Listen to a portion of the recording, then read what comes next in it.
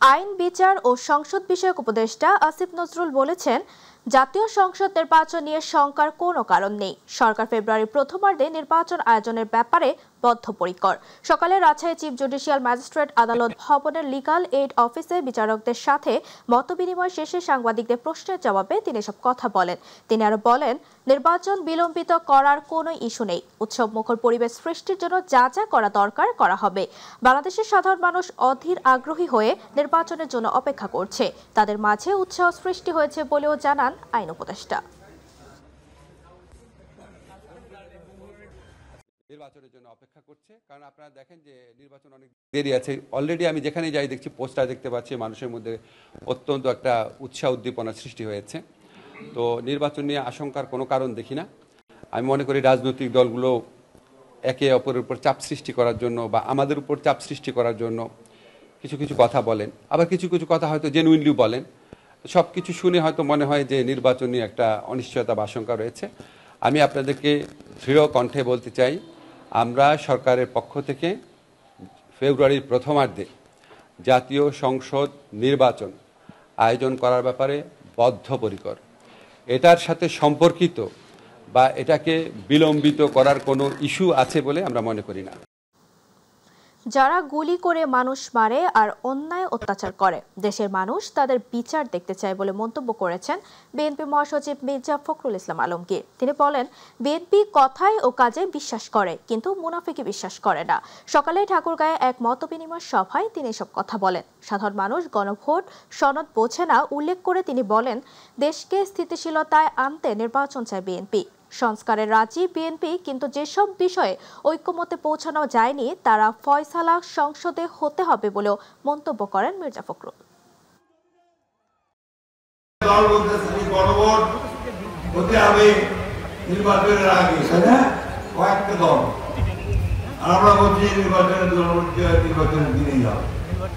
সাধারণ মানুষ আপনারা এত কিছু কি বোঝেন? সত্যি কথা বলেন তো, গণভোট সনদ এসবকে আমরা বুঝি? চট্টগ্রাম সহ সারা দেশের সরকারি প্রাথমিক বিদ্যালয়ের সহকারী শিক্ষকরা ৩ দফা দাবিতে অনির্দিষ্টকালের কর্মবিরতি শুরু করেছেন। দাবিগুলোর মধ্যে রয়েছে সহকারী শিক্ষকদের বেতন ১০ম গ্রেডে উন্নীত করা, উচ্চতর গ্রেডের জটিলতার স্থায়ী সমাধান এবং শতভাগ বিভাগীয় পদোন্নতির নিশ্চয়তা। দাবি আদায় ও শাহবাগে শিক্ষক সমাবেশে পুলিশি হামলার প্রতিবাদে সকাল থেকে পাঠদান বন্ধ রাখেন শিক্ষকরা। ফলে চট্টগ্রাম মহানগর ও জেলার বিভিন্ন বিদ্যালয়ের শিক্ষার্থীরা শ্রেণীকক্ষ খালি পেয়ে হতাশ হয়ে ফিরে যায়। শিক্ষকরা জানিয়েছে, দীর্ঘদিনের দাবি বাস্তবায়নে কার্যকর উদ্যোগ না থাকায় তারা কর্মবিরতিতে যেতে বাধ্য হয়েছেন।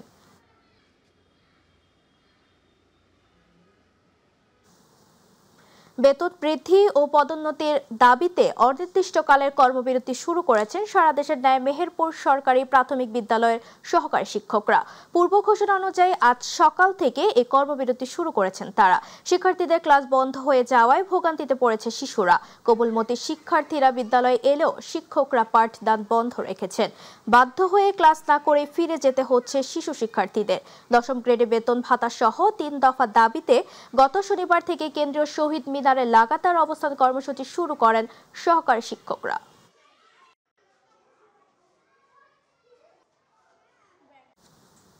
১০ম গ্রেডে বেতন, চাকরির ১০ ও ১৬ বছরে উচ্চতর গ্রেডের জটিলতা নিরসন এবং শতভাগ বিভাগীয় পদোন্নতির দাবিতে চাঁদপুরেও সরকারি প্রাথমিক বিদ্যালয়ের সহকারী শিক্ষকদের কর্মবিরতি চলছে।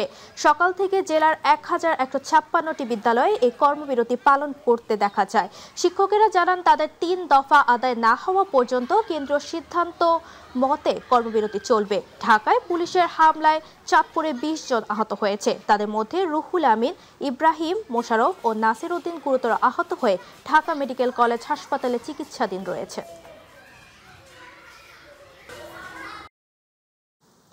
প্রাথমিক বিদ্যালয়ের শিক্ষকদের শান্তিপূর্ণ সভা সমাবেশের ওপর পুলিশের হামলার প্রতিবাদে কর্মবিরতি পালন করছেন ঝালকাঠি নলছিটি উপজেলার প্রাথমিক বিদ্যালয়ের শিক্ষকরা। সকাল থেকে কর্মবিরতি শুরু করেন এবং সকল ক্লাসের পাঠদান বন্ধ রয়েছে। এতে করে কোমলমতি শিক্ষার্থীরা পড়েছেন বিপাকে। শিক্ষক শিক্ষিকারা জানান, আমাদের শিক্ষকদের উপর হামলা ও গ্রেফতারের নিন্দা জানান এবং ১০ম গ্রেড সহ শিক্ষকদের সকল দাবি দাওয়া না মানা পর্যন্ত কর্মবিরতি চলমান থাকবে। চট্টগ্রামের পটিয়ায় অভিযান চালিয়ে 60,000 পিস ইয়াবা উদ্ধার করেছে র্যাব ৭। এ সময় মাদক পরিবহনে ব্যবহৃত 2টি মাইক্রোবাস জব্দ করা হয় এবং 5 জনকে গ্রেফতার করা হয়। র্যাব ৭-এর সিনিয়র সহকারী পরিচালক ARA মোজাফফর হোসেন জানান, কক্সবাজার থেকে বিপুল পরিমাণ ইয়াবা চট্টগ্রামের দিকে আসছে এমন গোপন সংবাদের ভিত্তিতে পটিয়ার কাদের ফিলিং স্টেশনের সামনে চেকপোস্ট বসানো হয়। চেকপোস্টে পৌঁছালে 2টি মাইক্রোবাসের আরোহীরা পালানোর চেষ্টা করলে র্যাব সদস্যরা ধাওয়া দিয়ে তাদের আটক করে। পরে একটি মাইক্রোবাসের ড্রাইভারের সিটের নিচে লুকানো ব্যাগ থেকে 60,000 পিস ইয়াবা, নগদ 2,43,000 টাকা সহ 2টি মাইক্রোবাস জব্দ করা হয়।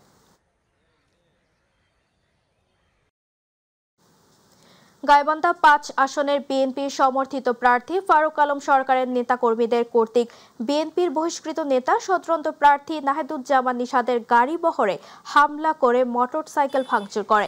এ সময় অন্তপক্ষে 20 জন আহত হয়েছে।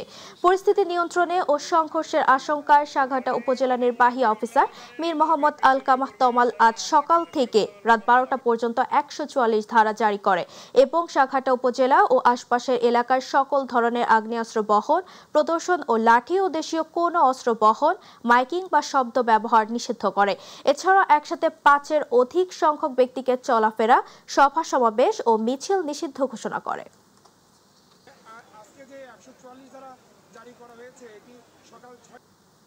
চট্টগ্রাম নগরীর লালখান বাজার এলাকায় ভোক্তা অধিকার সংরক্ষণ অধিদপ্তরের অভিযানে বিভিন্ন অনিয়মের দায়ে 3 প্রতিষ্ঠানকে জরিমানা করা হয়েছে। দুপুরে পরিচালিত অভিযানে হাইওয়ে সুইটস অ্যান্ড বেকারি মিষ্টির শিরার তেলাপোকা ও মিষ্টিতে তেলাপোকার ডিম পাওয়ায় 1.5 লাখ টাকা জরিমানা করা হয়। এছাড়া মুক্তা ফার্মেসিকে স্যাম্পল ওষুধ বিক্রির দায়ে 10,000 টাকা এবং ওরেগানে নামে একটি খাবারের দোকানকে পুরনো তেল ব্যবহারের অভিযোগে আরও 10,000 টাকা জরিমানা করা হয়। অভিযানে নেতৃত্ব দেন জাতীয় ভোক্তা অধিকার সংরক্ষণ অধিদপ্তর চট্টগ্রাম বিভাগীয় উপপরিচালক মোহাম্মদ ফয়জুল্লাহ।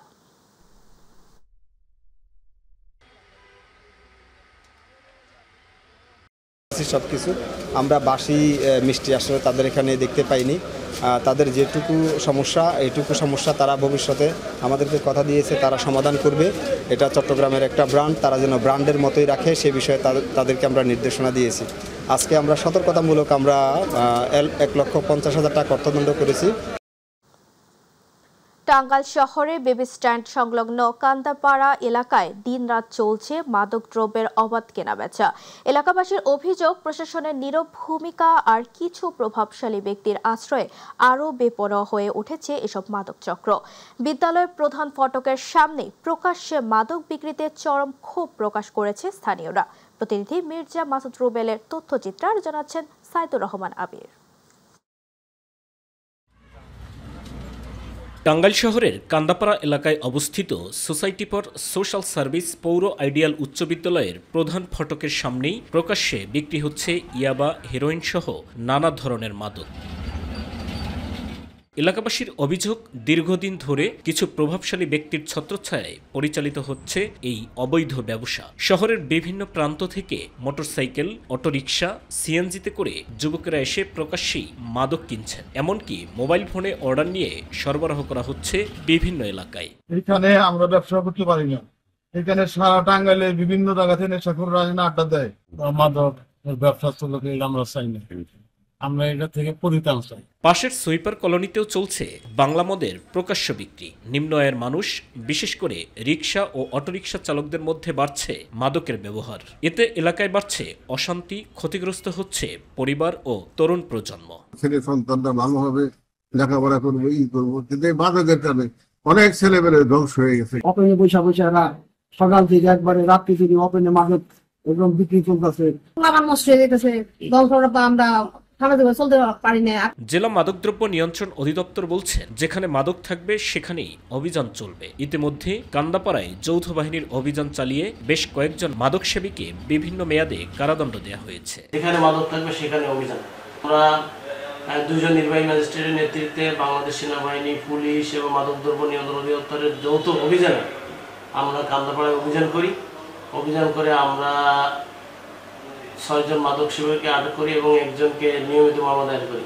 মাদকের এই অবাধ বিস্তার রোধে কার্যকর উদ্যোগ নেবে সংশ্লিষ্ট কর্তৃপক্ষ, এমন প্রত্যাশা টাঙ্গাইলের প্রতিটি মানুষের। সাইদুর রহমান আবির, মাই টিভি নিউজ ডেস্ক। উত্তরাঞ্চলের অন্যতম গুরুত্বপূর্ণ জংশন রেল স্টেশন দিনাজপুরের পার্বতীপুর, কিন্তু নানা সমস্যা ও অব্যবস্থাপনায় ভুগছে এই পুরনো স্টেশনটি।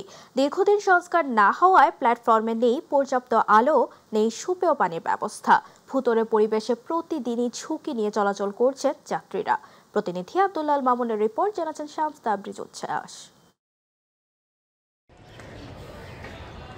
উত্তরাঞ্চলের অন্যতম বৃহৎ 4 লাইনের জংশন দিনাজপুরের পার্বতীপুর রেলওয়ে স্টেশন। দেশের প্রাচীন রেলগুলোর একটি হলেও উন্নয়ন কর্মকাণ্ডের ছোঁয়া তেমন পড়েনি এখানে। স্টেশনটিতে পর্যাপ্ত আলো স্বল্পতা, সুয়েব পানির অভাব আর বর্ষায় প্ল্যাটফর্মে পানি পড়া প্রতিদিনের চিত্র। যাত্রী ও মালবাহী মিলিয়ে প্রতিদিন এখান দিয়ে চলাচল করে প্রায় 24 জোড়া ট্রেন, ফলে হাজারো যাত্রীকে পড়তে হচ্ছে ভোগান্তিতে। অন্ধকারের কারণে সিঁড়ি গেলে দেখা যাচ্ছে না, হাঁটতে অসুবিধা হচ্ছে। অন্ধকার, এই কারণে কিছু দেখা যাচ্ছে না, এই কারণে ফ্লাশ চলে আসলাম। প্ল্যাটফর্ম থেকে ওভারব্রিজ পর্যন্ত কোথাও নেই পর্যাপ্ত আলোর ব্যবস্থা। ভুতুড়ে পরিবেশে অন্ধকারের মধ্যে চলাচল করতে গিয়ে প্রতিদিনই ঝুঁকির মুখে যাত্রী ও বিশেষ করে বয়স্ক ও বহিরাগতরা। এরকম অন্ধকার থাকলে লোকজন হাঁটাহাঁটি করতে পারবে। আমরা চাই এটার সুষ্ঠু ব্যবস্থা হোক। ট্রেন প্ল্যাটফর্মে প্রবেশের আগ মুহূর্তে ঘোষণা হওয়ায় দিকবিদিক ছুটতে থাকেন যাত্রীরা। ঘটছে ছোটখাটো দুর্ঘটনাও। পাশাপাশি নিয়মিত পরিষ্কার পরিচ্ছন্নতা না থাকায় প্ল্যাটফর্ম জুড়ে নোংরা ও দুর্গন্ধে ভুগছেন যাত্রীরা। পরিষ্কার করে কি না করে এটা বোঝার কোনো উপায় নেই। প্ল্যাটফর্মে যে লাইটগুলো আছে, একটা জ্বলে একটা জ্বলে না। যদি গরমের সময় আসেন দেখবেন যে ফ্যানগুলো লাগানো আছে কিন্তু ফ্যানগুলো চলে না। কমসে কম 5 মিনিট আগে যদি মাইকিংটা করা হয় তাহলে মানুষের ট্রেনে ওঠার জন্য খুব সুবিধা হয়। 1 নম্বরে ঢুকবে, নাহলে 2 নম্বরে ঢুকবে। আইনশৃঙ্খলা পরিস্থিতি স্বাভাবিক রাখতে নিয়মিত টহল দিচ্ছে রেলওয়ে পুলিশ। তবে পর্যাপ্ত আলোর অভাবে তারাও কাজ করতে হিমশিম খাচ্ছেন। আলোর স্বল্পতার কারণে আমাদের পুরো সমস্যা হচ্ছে। আলো যদি পরিপূর্ণ থাকতো তাহলে আমরা আরো তৎপরভাবে কাজ করতে পারতাম। স্টেশন এলাকায় আলো বন্ধ থাকার বিষয়ে জানতে সংশ্লিষ্ট দপ্তরে গিয়ে কাউকে পাওয়া যায়নি। তবে রেলওয়ে কর্তৃপক্ষ জানিয়েছে সমস্যাগুলো সমাধানে একাধিকবার চিঠি দেওয়া হয়েছে এবং দ্রুত সময়ের মধ্যেই সংস্কার কাজ শুরু করা হবে। স্টেশনে কিছু সমস্যা আছে, যেমন 1 নম্বর প্ল্যাটফর্মের শেড ছিদ্র হয়ে পানি পড়ে এবং 2 নম্বর প্ল্যাটফর্মে কিছু লাইটের সমস্যা আছে।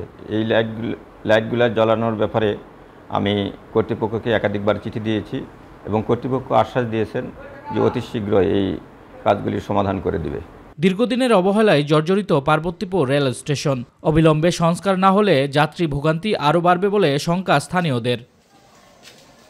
শামস তাবরিজ উচ্ছ্বাস, মাই টিভি নিউজ ডেস্ক। নারায়ণগঞ্জ শহরের দিগুবাবুর বাজারে র্যাব 11, জেলা প্রশাসন ও পরিবেশ অধিদপ্তরের যৌথ অভিযানে 900 কেজি নিষিদ্ধ পলিথিন জব্দ করা হয়েছে। শনিবার পরিচালিত এই অভিযানে 2 দোকানিকে মোট 35,000 টাকা জরিমানা করা হয়। জেলা প্রশাসনের নির্বাহী ম্যাজিস্ট্রেট রাশেদ খান জানান, পরিবেশের ক্ষতিকর এই পলিথিনের ব্যবহার রোধে অভিযান অব্যাহত থাকবে। তিনি আরও বলেন, ভবিষ্যতে এই ধরনের পলিথিন বিক্রি বন্ধ না করলে কঠোর আইনগত ব্যবস্থা নেওয়া হবে। র্যাব 11 এর সিপিসি 1 এর ইনচার্জ আল মাসুদ খান জানান, গোপন তথ্যের ভিত্তিতে অভিযান চালিয়ে এক দোকানে 10,000 ও অন্য দোকানে 25,000 টাকা জরিমানা করা হয়েছে।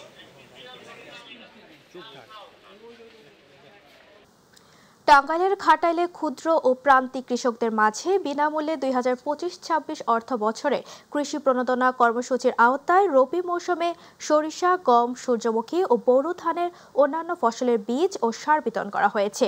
সকালে ঘাটাইল উপজেলা কৃষি অধিদপ্তরের আয়োজনে 4,700 জন কৃষকের মাঝে বিতরণ কর্মসূচির উদ্বোধন করেন ঘাটাইল উপজেলা নির্বাহী কর্মকর্তা আবু সাইদ। প্রণোদনা উদ্বোধন অনুষ্ঠানে স্বাগত বক্তব্য রাখেন উপজেলা কৃষি অফিসার দিলশাদ জাহান, প্রকল্প বাস্তবায়ন কর্মকর্তা এনামুল হক, অতিরিক্ত কৃষি অফিসার মমতাজ বেগম সহ আর অনেকে। চলতি আমন মৌসুমে যশোরের বাঘারপাড়াতে উপজেলা কৃষি সম্প্রসারণ অধিদপ্তর কর্তৃক ভ্রি ধান 75 এর নমুনা শস্য কর্তন উৎসব অনুষ্ঠিত হয়েছে। দুপুর উপজেলা দরাজহাট ইউনিয়নের মহিরন গ্রামে ফসলি মাঠে কর্মসূচি পালন হয়। উপজেলা কৃষি অফিসার সৈয়দা নাসরিন জাহানের সভাপতিত্বে শস্য কর্তনের প্রধান অতিথি ছিলেন কৃষি সম্প্রসারণ অধিদপ্তর যশোর অঞ্চলের অতিরিক্ত পরিচালক আলমগীর বিশ্বাস, উপপরিচালক মোশাররফ হোসেন, উপজেলা কৃষি সম্প্রসারণ কর্মকর্তা ইয়ামিন হোসেন সহ দাপ্তরিক ব্যক্তিবর্গ।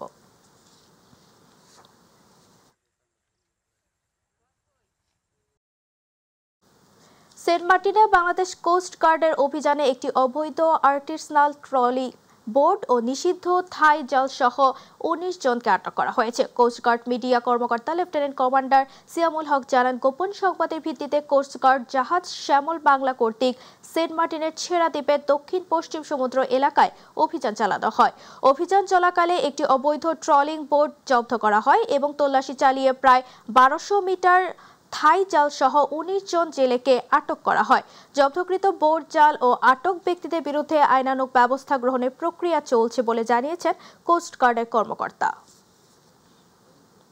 ঐতিহাসিক জাতীয় বিপ্লব ও সংহতি দিবস উপলক্ষে সারা দেশে ১০ দিনব্যাপী বিএনপি কেন্দ্রীয় কর্মসূচির অংশ হিসেবে মুন্সিগঞ্জে দিনব্যাপী বর্ণাঢ্য র্যালি, শোভাযাত্রা ও সমাবেশ হয়েছে। দুপুরে মুন্সিগঞ্জে লৌহজং ও টঙ্গীবাড়ি উপজেলার বিএনপির ও অঙ্গ সংগঠন আয়োজিত বর্ণাঢ্য র্যালিতে অংশ নেন বিএনপির কয়েক হাজার নেতাকর্মী। র্যালিটি লৌহজং উপজেলা বিএনপির কার্যালয় থেকে শুরু হয়ে বিভিন্ন গুরুত্বপূর্ণ সড়ক ঘুরে শেষ হয়ে টঙ্গীবাড়ি উপজেলার শিশু পার্ক এলাকায় গিয়ে। এ সময় কর্মসূচিতে প্রধান অতিথি ছিলেন মুন্সিগঞ্জ জেলা বিএনপির আহ্বায়ক মিজানুর রহমান সিনহা।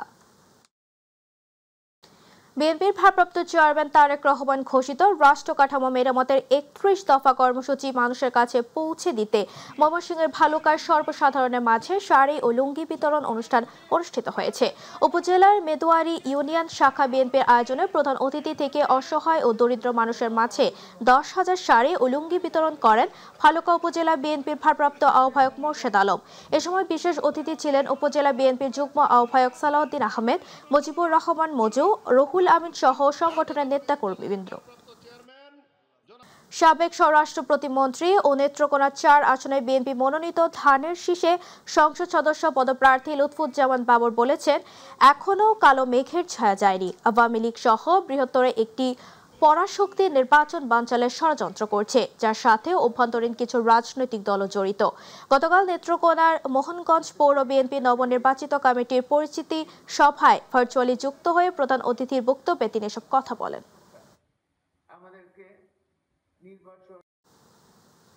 জাতীয় বিপ্লব ও সংহতি দিবস উপলক্ষে সিরাজগঞ্জ চৌহালিতে বিএনপির জনসভা হয়েছে।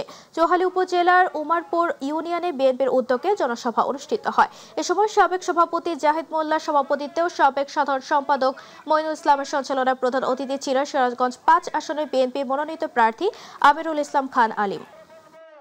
বিএনপির চেয়ারপারসন উপদেষ্টা জহির উদ্দিন স্বপন বলেছেন, নতুন প্রজন্ম প্রমাণ করেছে সত্যের জন্য ন্যায়ের পথে তারা জীবন উৎসর্গ করতে পারে। নতুন প্রজন্ম বাংলাদেশের রাজনীতিতে একটি গুণগত পরিবর্তন এনেছে। গতকাল বরিশালের গৌরনদী উপজেলা ও পৌর বিএনপির কার্যালয় উদ্বোধনকালে প্রধান অতিথির বক্তব্যতে তিনি এসব কথা বলেন। এ সময় বক্তব্য রাখেন বরিশাল জেলা বিএনপির সদস্য সচিব মিজানুর রহমান খান মুকুল, উপজেলা বিএনপির সদস্য সচিব শরীফ জহির সাজ্জাদ হান্নান, পৌর বিএনপির ভারপ্রাপ্ত আহ্বায়ক শফিকুর রহমান স্বপন সহ অন্যান্য নেতৃবৃন্দ।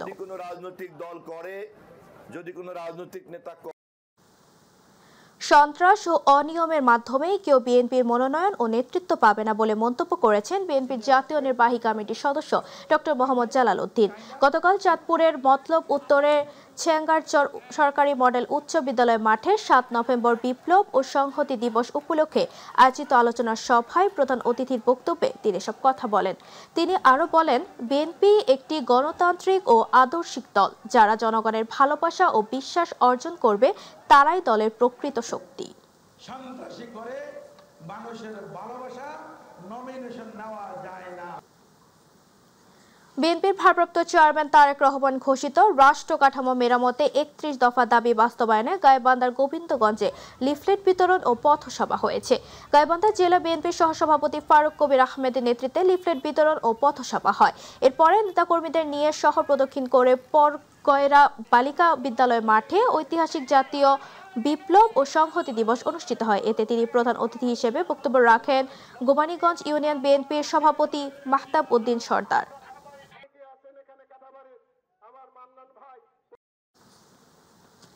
ঐতিহাসিক জাতীয় বিপ্লব ও সংহতি দিবস উপলক্ষে টাঙ্গাইলে আলোচনা সভা হয়েছে।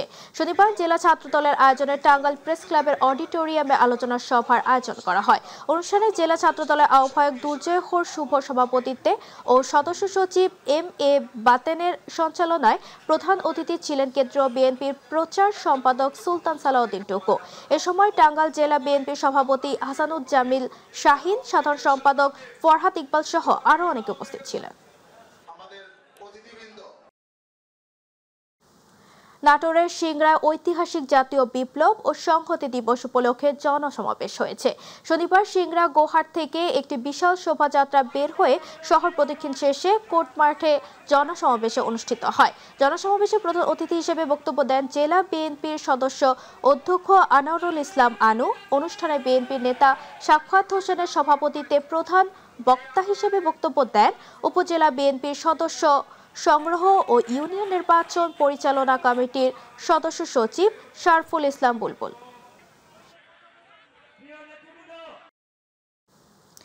সিলেট ৬ আসনে বিএনপির ধানের শীষে মনোনীত প্রার্থী এমরান আহমদ চৌধুরী আজ রবিবার ১০ নভেম্বর বাদ জোহর হযরত শাহজালাল রহমতুল্লাহি আলাইহি মাজার জিয়ারতের মাধ্যমে আনুষ্ঠানিকভাবে নির্বাচনী প্রচারণা শুরু করেছেন। এ সময় গোপালগঞ্জ ও বিয়ানীবাজার উপজেলা বিএনপি, সিলেট জেলা ও মহানগর বিএনপির অসংখ্য নেতাকর্মী উপস্থিত ছিলেন। মাজার জিয়ারত শেষে তিনি আসন্ন জাতীয় সংসদ নির্বাচনে ধানের শীষের বিজয় নিশ্চিত করতে দলীয় নেতাকর্মীদের ঐক্যবদ্ধভাবে কাজ করার আহ্বান জানান। আল্লাহ আমাকে যে সুযোগ দিয়েছেন, আমাদের দল আমাকে যে সুযোগ দিয়েছেন, তা আমি আমার সততা, নিষ্ঠা এবং আমার হৃদয় দিয়ে অক্ষরে অক্ষরে তা পালন করবো ইনশাআল্লাহ। জাতীয় বিপ্লব ও সংহতি দিবস উপলক্ষে চট্টগ্রামে হাটহাজারীতে সমাবেশ ও র্যালি করেছে বিএনপি। শনিবার উপজেলা বড় দিঘিরপাড় এলাকায় এই জনসমাবেশ অনুষ্ঠিত হয়। সমাবেশে প্রধান অতিথি ছিলেন চট্টগ্রাম ৫ আসনে বিএনপি মনোনীত প্রার্থী ব্যারিস্টার মীর মোহাম্মদ হেলাল উদ্দিন।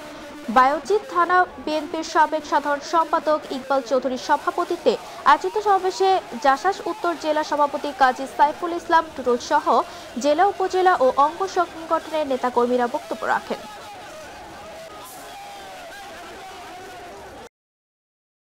আগামী জাতীয় সংসদ নির্বাচনকে সামনে রেখে বরিশালে ব্যাপক প্রচারণায় মাঠে নেমেছে গণ অধিকার পরিষদ।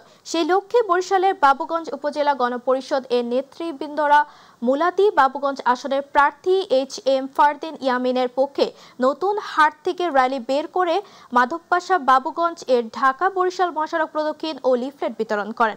এ সময় গণ অধিকার পরিষদ বরিশাল জেলা শাখার সভাপতি শামীম রেজা, সিনিয়র যুগ্ম সাধারণ সম্পাদক আশিক হাওলাদার, বাবুগঞ্জ উপজেলা সভাপতি প্রফেসর সিরাজুল ইসলাম সহ আরো অনেকে উপস্থিত ছিলেন।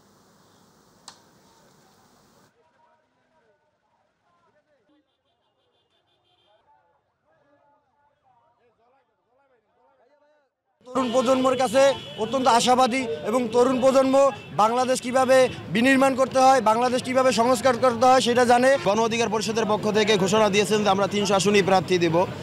300 আসনের ভিতরে আমাদের বরিশালে 6টি আসন আছে। বরিশাল 6টি আসনের ভিতরে এখন পর্যন্ত 2টি আসনের প্রার্থী ঘোষণা করছে আমাদের বরিশাল সদর 5 এবং বরিশাল 3 বাবুগঞ্জ এবং মুলাদির। জায়গা নিয়ে রাস্তায় নেমেছি এবং আমরা চালিয়ে যাচ্ছি। এই দ্বিতীয়বার মুলাদি উপজেলা পরিষদের আজকে এই বাবুগঞ্জে প্রচার চলছে। আসন্ন ত্রয়োদশ জাতীয় সংসদ নির্বাচনকে সামনে রেখে ইসলামী আন্দোলন বাংলাদেশ মাদারীপুর 3 সংসদীয় এলাকায় নির্বাচনী প্রশিক্ষণ কর্মশালা হয়েছে। শনিবার কালকিনি সৈয়দ আবুল হোসেন কলেজের অডিটোরিয়ামে এই কর্মশালার আয়োজন করা হয়। মাওলানা আসলাম সেরনিয়াবাতের সভাপতিত্বে অনুষ্ঠানে প্রধান অতিথি ছিলেন সংগঠনের কেন্দ্রীয় সাংগঠনিক সম্পাদক, ফরিদপুর বিভাগ অঞ্চলের দায়িত্বপ্রাপ্ত মাওলানা আরিফুল ইসলাম। এছাড়াও মাওলানা SM আজিজুল হক, মহিউদ্দিন হাওলাদার সহ অন্যান্য নেতৃবৃন্দ উপস্থিত ছিলেন। রেকর্ড সংখ্যক ভোটে জয়ী হওয়ার ঘোষণা দিয়েছেন নারায়ণগঞ্জ 2 আসনের বিএনপি প্রার্থী ও ঢাকা বিভাগের সহ সাংগঠনিক সম্পাদক নজরুল ইসলাম আজাদ।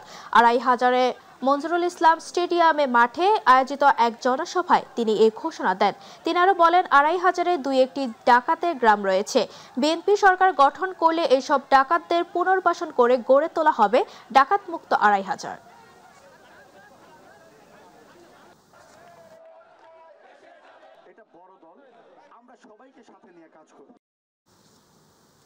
চট্টগ্রামে বাঁশখালীতে বিএনপি মনোনয়ন বঞ্চিত লিয়াকত আলী চেয়ারম্যানের সমর্থনে মশাল মিছিল করেছে স্থানীয় নেতাকর্মীরা। শনিবার রাতে এই মশাল মিছিলে অংশ নেন হাজারো তৃণমূল বিএনপি ও অঙ্গ সংগঠনের কর্মী। তারা বর্তমান মনোনয়ন প্রাপ্তকে দলের সুসময়ের অতিথি পাখি আখ্যা দিয়ে তারা মনোনয়ন বাতিলের দাবি জানান। একই সময়ে বাঁশখালীর 14টি ইউনিয়নে লিয়াকত সমর্থকদের মশাল মিছিল অনুষ্ঠিত হয়। সরকারি অ্যাম্বুলেন্স চালকরা জীবনের ঝুঁকি নিয়ে অসুস্থ রোগীদের জীবন বাঁচাতে কাজ করে যাচ্ছে। তাই সবার আগে এই চালকদের সুস্থতার পাশাপাশি তাদের জীবনের নিরাপত্তা নিশ্চিত করার দাবি সহ নবগঠিত কমিটির পরিচিত ও সাধারণ সভা অনুষ্ঠিত হয়েছে। নগরীর সিভিল সার্জন কার্যালয় মিলনায়তনে বাংলাদেশ স্বাস্থ্য বিভাগীয় সরকারি গাড়ি চালক কল্যাণ সমিতির আয়োজনে বিভাগীয় কমিটির সভাপতি রুহুল আমিনের সভাপতিত্বে প্রধান অতিথি ছিলেন স্বাস্থ্য অধিদপ্তরের কেন্দ্রীয় কমিটির সভাপতি শহীদ মিয়া। বিশেষ অতিথি ছিলেন কেন্দ্রীয় কমিটির সহসভাপতি জাকির হোসেন সবুজ, সাধারণ সম্পাদক হানিফ সহ নতুন কমিটির সদস্যরা উপস্থিত ছিলেন।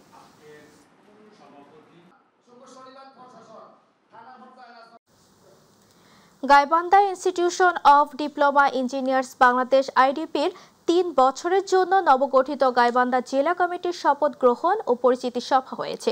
গতকাল শহরের সৈয়দ কমিউনিটি সেন্টারের হলরুমে শপথ বাক্য পাঠ করান প্রধান নির্বাচন কমিশনার প্রকৌশলী শফিউল আলম। এ সময় প্রকৌশলী দেলোয়ার হোসেন ও জাহাঙ্গীর আলম উপস্থিত ছিলেন। নবগঠিত কমিটিতে সভাপতি চন্দ্রশেখর দাস, সাধারণ সম্পাদক মোহাম্মদ জানে আলম সহ কমিটির সকল সদস্যবৃন্দ শপথ গ্রহণ করেন। বঙ্গোপসাগরে ভাসমান অবস্থায় একটি মাছ ধরার ট্রলার সহ 13 জেলেকে উদ্ধার করেছে বাংলাদেশ নৌবাহিনী। শনিবার টহল কার্যক্রমের সময় নৌবাহিনী জাহাজ বানোজা শহীদ মহিবুল্লাহ কুতুবদিয়া লাইট হাউস থেকে প্রায় 20 মাইল দূরে ইঞ্জিন বিকল অবস্থায় একটি ট্রলারকে দেখতে পায়। ট্রলারে অবস্থানরত জেলেরা হাত ও আলো দিয়ে সংকেত দিলে নৌবাহিনীর জাহাজ তাৎক্ষণিকভাবে এগিয়ে গিয়ে তাদের উদ্ধার করে। উদ্ধারকৃত জেলেদের প্রাথমিক চিকিৎসা, খাবার ও বিশুদ্ধ পানি সরবরাহ করা হয়। পরে ট্রলার ও জেলেদের নিরাপদে তীরে নিয়ে আসা হয় এবং পরিবার ও মালিক পক্ষের কাছে হস্তান্তর করা হয়। নৌবাহিনী জানায়, দেশের সার্বভৌমত্ব রক্ষা ও উপকূলীয় এলাকায় মানবিক সহায়তা কার্যক্রমের অংশ হিসেবে এ ধরনের অভিযান অব্যাহত রয়েছে।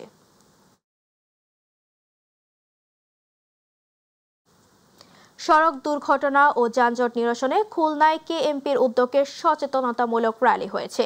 সকালে খুলনা দৌলতপুর বেবি স্ট্যান্ড মোড় থেকে খুলনা মেট্রোপলিটন পুলিশের কমিশনার জুলফিকার আলী হায়দারের নেতৃত্বে সড়ক দুর্ঘটনা ও যানজট নিরসনে একটি সচেতনতামূলক র্যালি অনুষ্ঠিত হয়।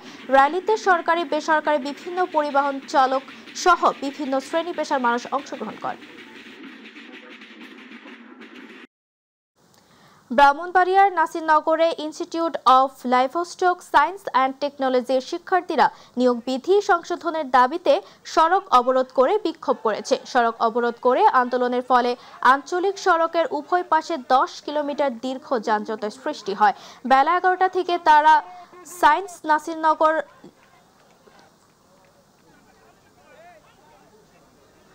লাখাইল আঞ্চলিক সড়কে টায়ার জ্বালিয়ে অবরোধ করেন। পরে প্রশাসনের আশ্বাসে 2 ঘন্টা পর অবরোধ প্রত্যাহার করে শিক্ষার্থীরা বলেন, 4 বছর মেয়াদী ডিপ্লোমা ইন লাইভস্টক ডিগ্রি থাকার পরও নতুন নিয়োগ বিধিমালায় তাদের জন্য কোনো পদ রাখা হয়নি।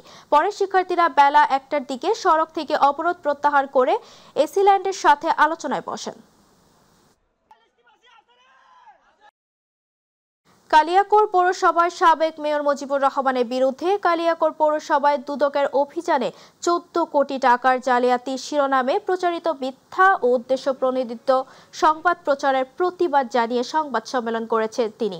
সকালে পৌরসভার ট্রাক স্ট্যান্ড এলাকায় আয়োজিত এই সংবাদ সম্মেলনে মুজিবুর রহমান সরকারি নথি ও প্রকল্পের বিস্তারিত তথ্য উপস্থাপন করে সংবাদটির ভিত্তিহীনতা তুলে ধরেন। তিনি বলেন, সম্পূর্ণ স্বচ্ছতা ও সরকারি নিয়ম মেনে প্রকল্পের কাজ সম্পন্ন করা হয়েছে। কিছু মহল রাজনৈতিক উদ্দেশ্যে বিভ্রান্তিকর তথ্য ছড়াচ্ছে। বিসিএস 32 থেকে 37তম ব্যাচের সাধারণ শিক্ষা ক্যাডারদের মধ্যে যোগ্য সকল প্রভাষকদের সহকারী অধ্যাপক পদে ভূতাপেক্ষ পদোন্নতির জিও জারির দাবিতে মানববন্ধন ও সংবাদ সম্মেলন করেছে বিসিএস সাধারণ শিক্ষা ক্যাডার প্রভাষক পরিষদ নোয়াখালী প্রেস ক্লাবের চত্বরে মানববন্ধন ও প্রেস ক্লাবের আব্দুল কোচি ইস্কান্দারের মিলনায়তনে সংবাদ সম্মেলন করেন জেলার 11টি কলেজের 32 থেকে 37তম ব্যাচের প্রভাষকরা। বিসিএস সাধারণ শিক্ষা ক্যাডার প্রভাষক পরিষদ নোয়াখালী জেলা ইউনিটের সদস্য সচিব আসগর হোসাইনের সভাপতিত্বে কর্মসূচিতে বক্তব্য রাখেন সংগঠনটির সাংগঠনিক সম্পাদক মোহাম্মদ সোলাইমান, নোয়াখালী সরকারি কলেজের প্রভাষক রিয়াজ উদ্দিন সহ আরো অনেকে। মানববন্ধন কর্মসূচি অনুষ্ঠিত হচ্ছে।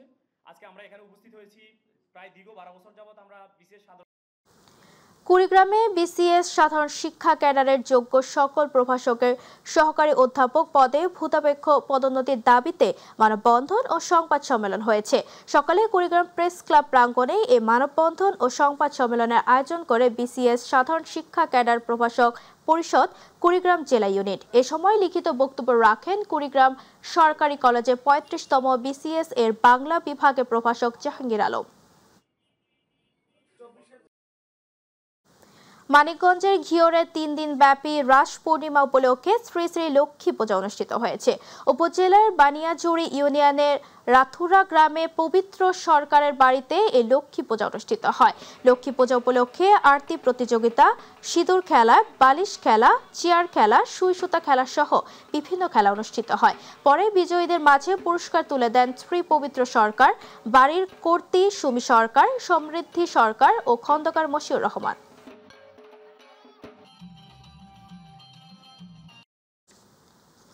গাজীপুর সদর উপজেলা নয়নপুর এলাকায় Kochikacha academy, Iqbal Siddiqui school and college ও নয়নপুর এনএস আদর্শ বিদ্যালয়ের যৌথ উদ্যোগে দিনব্যাপী বিজ্ঞান মেলা ও আলোচনা সভা হয়েছে। কলেজ ক্যাম্পাসে অনুষ্ঠিত 10মবারের মতো আয়োজিত এই বিজ্ঞান মেলার উদ্বোধন করেন ইকবাল সিদ্দিকী এডুকেশন সোসাইটির সভাপতি শওকত সিদ্দিকী। এ সময় প্রধান অতিথি ছিলেন বাংলাদেশ ডাক, টেলিযোগাযোগ ও তথ্য প্রযুক্তি মন্ত্রণালয়ের deputy PMG doctor Selim Sheikh. বিশেষ অতিথি ছিলেন ইকবাল সিদ্দিকী কলেজের সাবেক প্রভাষক ওমর ফারুক। শেরপুরের শহীদ মুক্তিযোদ্ধা স্মৃতি স্টেডিয়ামে খান বাহাদুর ফজলুর রহমান স্মৃতি ফুটবল ফাইনাল খেলা অনুষ্ঠিত হয়েছে।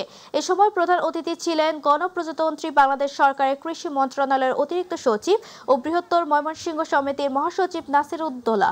বিশেষ অতিথি ছিলেন শেরপুর জেলা অতিরিক্ত জেলা প্রশাসক শেখ জাহিদ হাসান প্রিন্স, জেলা পুলিশ সুপার আমিনুল ইসলাম, খান বাহাদুর ফজলুর রহমান ক্রীড়া ফাউন্ডেশনের আহ্বায়ক খন্দকার আব্দুল হামিদ সহ আরো অনেকে।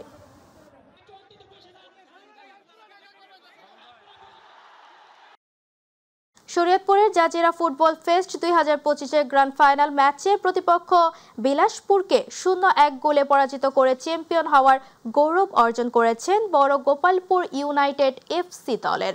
জাজিরা উপজেলা সোসাইটির আয়োজনে ফাইনাল খেলা ঘিরে হাজার হাজার লোকের সমাগম ঘটে। খেলা শেষে বিজয়ী বড় গোপালপুর ইউনাইটেড এফসি দলের হাতে প্রথম পুরস্কার সুজুকি মোটরসাইকেল তুলে দেন অনুষ্ঠানের অতিথিরা। এ সময় বড় গোপালপুর ইউনিয়ন পরিষদের চেয়ারম্যান মাহবুব রহমান লিটু সর্দার, Rasel Matbar, Zahir Matbar, Jazeera bright star Sikdar পরিবারের সম্মানিত প্রিন্সিপাল শফিকুল আলম উপস্থিত ছিলেন।